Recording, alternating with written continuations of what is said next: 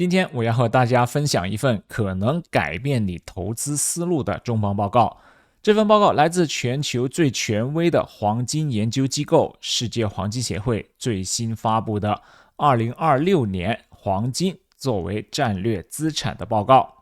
先说一下世界黄金协会的分量，这不是什么民间机构或者卖金子的公司，而是代表全球主要黄金生产商的权威组织，负责制定行业标准，提供市场数据。全球各大央行、投资银行、对冲基金等黄金配置决策，很多都参考他们的研究成果。无论你是已经交易黄金白银多年的老手，还是刚刚考虑配置黄金的投资新人，这期视频都会给你带来价值。我会用最通俗的语言，把这份18页的专业报告的核心观点为你解读清楚。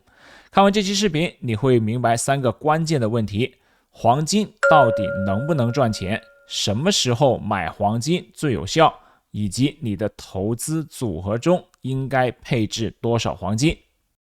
由于最近这2周黄金的波动比较大，所以在分析报告之前，我们还是先从技术分析的角度看一下未来这个星期黄金潜在的走势会怎么样的。现在大家看到的是黄金的周线图，我们看到价格上周一度向下低探到4400这个整数关口，但是出现强烈的反弹。4400整数关口也是之前2025年的一个高点。前一个星期价格在高位5600左右出现高位大幅的下压，上星期价格又从低位的4400出现强烈反弹，这证明在周线图的角度，多空争夺依然是非常剧烈的。而我们看到日线图，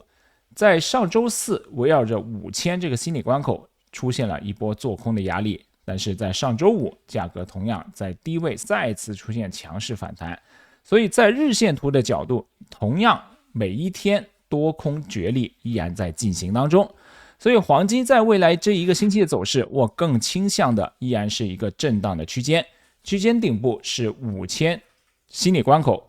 区间的底部是4400上周的低点，大致是在这个位置，这是一个非常宽频的震荡的区间。只要价格日线图收市价没有超过5000，我可以考虑潜在的做空的交易机会，而来到4400，同样在一个强有力的底部，也是可以考虑一个做多交易的机会。不论你是做长线的交易员还是短线的交易员，寻找一个点差低、交易环境优越的平台是你的首选。所以大家看到的是，我现在使用的是 Tickmill 的 Web3 交易平台。对于点差敏感的朋友，大家可以关注一下 Tickmill， 因为他们的黄金点差只有$7每一手，这对于一些做短线交易的朋友是非常非常有利的。除了黄金以外， Tickmill 其他的产品提供非常优异的点差，例如欧元的点差低至 0.7。 有兴趣的朋友可以通过描述栏或者置顶留言，点击它的开户链接，体验一下 Tickmill 的优异的交易平台。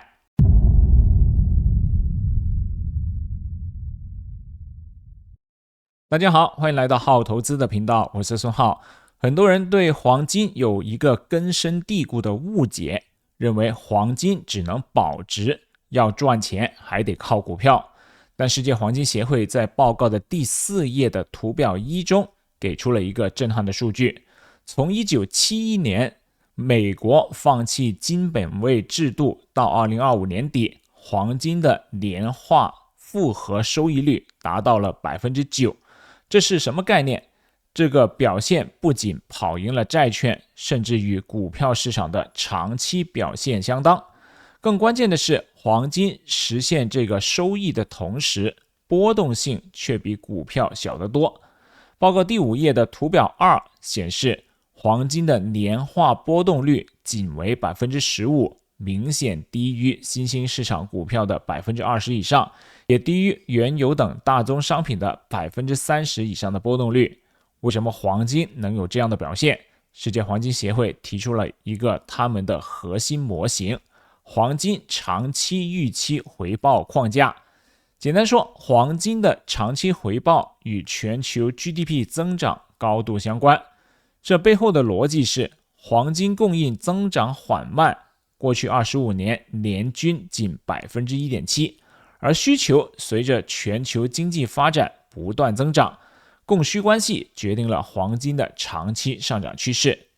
看报告的第4页的数据1，黄金需求来源非常多元， 43% 来自投资需求， 29% 来自珠宝消费， 21% 来自央行储备， 6% 来自科技应用。这种多元化的需求结构让黄金在不同经济环境下都有支撑。说到避险，很多人都只是听说，但具体效果如何呢？我们来看一下硬数据。报告第7页的图表6展示了一个关键的发现，在正常的市场环境下，黄金与美股的相关性接近0，基本没有关系。但当美股出现2个标准差大跌的时候，也就是极端下跌的行情，黄金与股票的相关性立刻变成了强负相关。简单说，股市跌得越惨，黄金的保护作用就越明显。更直观的证据在第7页的图表7，这张图表统计了2000年互联网泡沫到2025年关税不确定性期间的各次危机，包括911事件、2008年金融危机、欧债危机、英国脱欧、新冠疫情、2022年市场回调等。在这些股市暴跌的时期，黄金几乎全部取得正收益。其中2008年金融危机期间，黄金上涨了 21%， 但黄金的优势远不止于此。报告第8页的图表8显示，在危机结束后市场恢复期，黄金同样能够提供不错的回报。这是因为黄金具有双重属性，既是投资品也是消费品。经济恢复时，消费需求上升支撑了金价；经济困难时，避险需求增加，同样支撑金价。在当前全球通胀的环境下，这个话题特别重要。报告的第5页图表3按通胀水平分析了黄金的表现。低通胀期小于 2% 的时候，黄金年均涨幅约 5%； 中度通胀期 2% 到 5% 的时候，黄金年均涨幅约 10%； 高通胀期大于 5% 的时候，黄金年均涨幅显著上升。数据清楚地表明，通胀越高，黄金的保护作用越强。而且报告的第6页图表4显示，从2000年到2025年，几乎所有主要货币相对黄金都大幅贬值，美元贬值约 80%， 其他货币的情况类似或更糟。背后的原因很简单，过去25年黄金存量年增长 1.7%， 而主要货币供应量年均增长 7.3%。 当货币以 7% 的速度稀释，而黄金只以 1% 到 2% 的增速增加时，黄金相对于货币的升值就是必然的结果。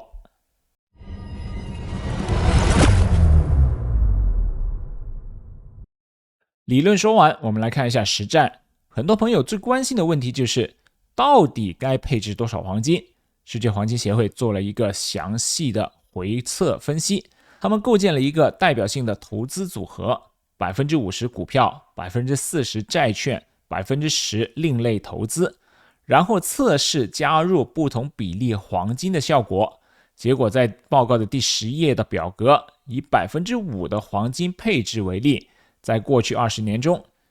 年化收益率从 6.7% 提升至 7%， 年化波动率从 9.9% 降低至 9.6%， 最大回撤从负 34.9% 降至负 32.7%。 这就是投资中的免费午餐，更高收益，更低风险。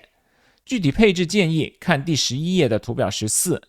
防御型的投资者，黄金配置 2% 到 5%； 平衡型的投资者，黄金配置 5% 到 7%； 激进型的投资者，黄金配置7%到10%。注意，这是一个反直觉的发现，越激进的投资者反而需要更高比例的黄金配置，原因是高风险组合更需要黄金来平衡风险。很多人担心黄金流动性不好，卖了卖不出去，这个担心完全是多余的。报告第9页图表9显示，黄金2025年年均交易量达到3610亿美元，这个规模超过了欧元、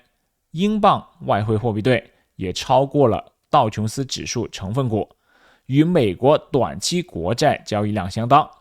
更详细的分析在第9页的图表10， OTC 市场日均1800亿美金，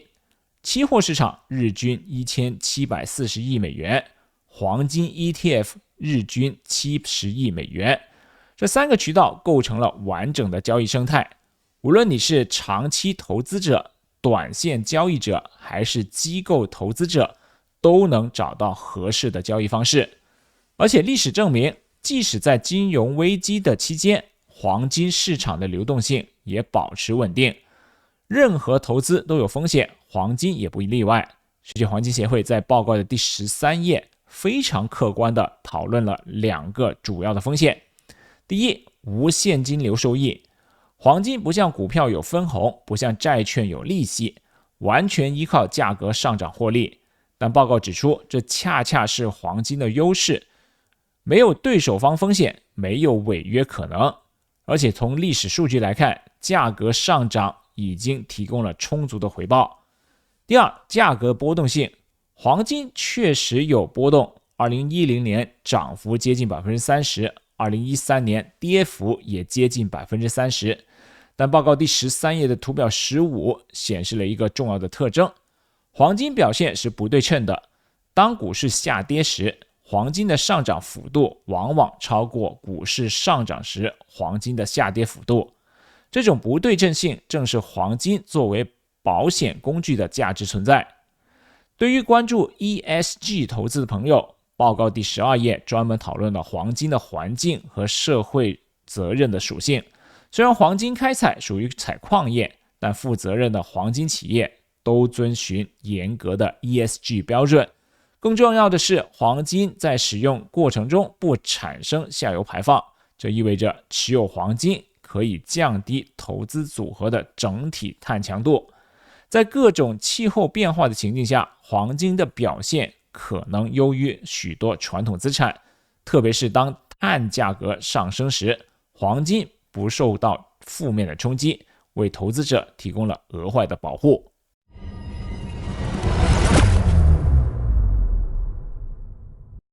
综合这份报告，我们得出几个核心结论。第一，黄金是真正的长期投资工具。1971年以来，9% 的年化收益率证明，黄金不只是保值工具，更是增值工具。第二，黄金的避险功能经历了历史的验证，在每一次重大金融危机中，黄金都发挥了投资组合保护器的作用。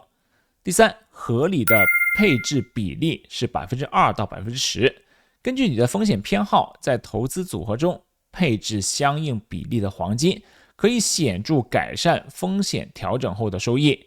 第四，黄金市场足够大，足够活跃，日均3600多亿美元的交易量保证了其充足的流动性。如果你是投资新手，建议从黄金 ETF 开始，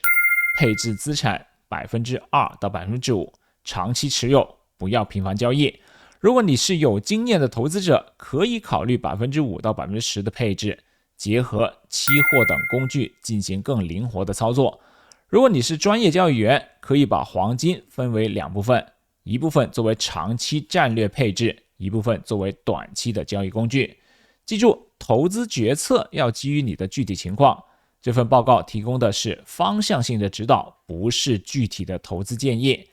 如果今天的内容对你有帮助，请点赞订阅我们的频道。如果你想了解更多关于黄金投资的具体操作方法，或者对报告中某些数据有疑问，欢迎在评论区留言。我感谢大家的收看，我们下期再见。